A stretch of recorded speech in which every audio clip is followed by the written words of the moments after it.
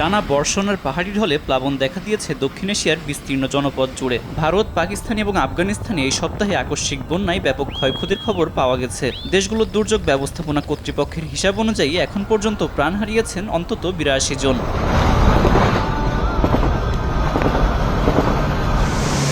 সবচেয়ে ভয়াবহ চিত্র ভারতের উত্তর পূর্বাঞ্চলীয় রাজ্য আসামে। বৃহস্পতিবার নতুন করে ১০ জনের মৃত্যুতে চলতি সপ্তাহে রাজ্যটিতে মোট প্রাণ হারিয়েছে ৩৬ জন। নাগাল্যান্ডে হওয়া রেকর্ড বৃষ্টিপাতের কারণে ব্রহ্মপুত্র সহ প্রধান প্রধান নদীর পানি বৃদ্ধি পেয়ে প্লাবিত হয়েছে আসামের ১১টি জেলা। এতে পানিবন্দী হয়ে পড়েছেন ৬.৫ লাখেরও বেশি মানুষ। এ অঞ্চল ছাড়াও গুজরাট, মহারাষ্ট্র, জম্মু কাশ্মীর, হিমাচল প্রদেশ, উত্তরাখণ্ড সহ বেশ কয়েকটি অঞ্চলে বন্যা চলমান রয়েছে। তিব্বত কদুর তেল চুলকে করে শক্ত আর মজবুত, ঠান্ডা মাথায় ভালোবাসার জয়।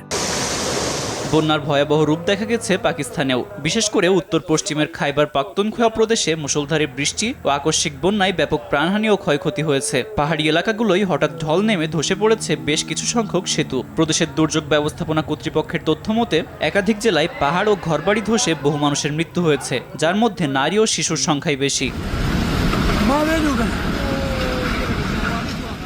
চরম মানবিক সংকটের মুখে আফগানিস্তানের নুরিস্তান প্রদেশ। গত কয়েকদিনে পাহাড়ি এলাকাগুলো থেকে নেমে আসা ঢলে বিলীন হয়েছে বাড়িঘর সহ বিভিন্ন স্থাপনা। পাকিস্তান ও আফগানিস্তানে ৩ দিনে অন্তত ৪৬ জনের মৃত্যু এবং শতাধিক মানুষ আহতের খবর পাওয়া গেছে।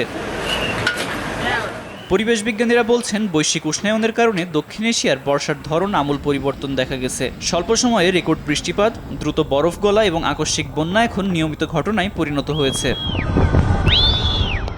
আব্দুল মালেক, RTV।